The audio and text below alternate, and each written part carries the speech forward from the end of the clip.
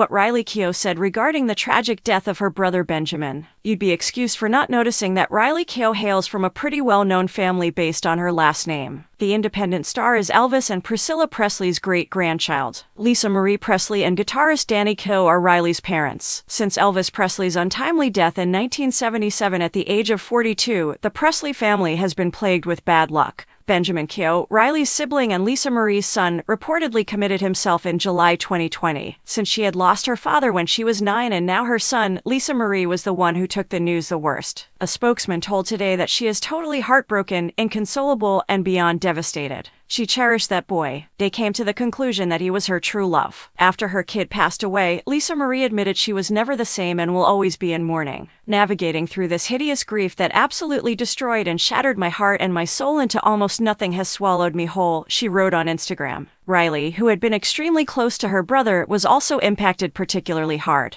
Riley suffered another devastating loss 2 years after Benjamin's passing when her mother passed away unexpectedly at age 55 from what was likely a heart arrest, according to People. The actor has endured unfathomable heartache for someone so young. She is nonetheless adamant about preserving her sibling's memory and bringing up the impact of his passing. Here is what Riley Keough had to say after the untimely passing of her brother Benjamin. Benjamin Keough's sad death in 2020 left Riley Keough inconsolable. I had trouble getting out of bed for the first 4 to 5 months. In 2021, she admitted to the New York Times, I was completely crippled. I was unable to speak for 2 weeks. Because it is so ridiculous, it is difficult for our thoughts to store that anywhere. In the event of a breakup, I am aware of what to do and where to store the information in my head. But what about your brother's suicide? What do you do with that? How does that work together? It simply doesn't. A mother shouldn't ever have to go through the anguish of losing their child. Therefore, in a way, Riley was better able to deal with her grief than Lisa Marie Presley had been. Riley nonetheless told The Times that in the year following Benjamin's passing, she frequently felt completely paralyzed and unable to move, as if she were drowning in a sea. Riley described how it felt to return to the real world after experiencing tragedy in an interview with Variety. I think when you're in grief, everything for the first time hits you, Riley said. Oh, I'm going through this in grief right now, he said. At first, it's the little things, like going to the grocery store in tears, something I've never done before. Then, say, I'm returning to the gym in grief. So you kind of have to re-experience things in grief. Riley Keough uploaded pictures of her and her brother together along with a moving obituary a week after her brother passed away. Mornings are the most difficult. I forget that you're gone, she acknowledged. I'm afraid I won't be able to stop crying, so I can't cry. A new kind of suffering for me. Keough. Benjamin Keough was referred to as Riley's best friend. She hoped he would give her the strength to eat once more and that he would feel his love surround him. She concluded by saying that she hopes to reconcile with them in the future. Riley shared a picture of her and Benjamin on the day of her wedding on Facebook on the 2nd anniversary of his passing. She wrote, "Not an hour goes by where I don't think about you and miss you. Today marks 2 years since you departed, and I still find it hard to comprehend that you are not here. My dear Ben, you are very adored."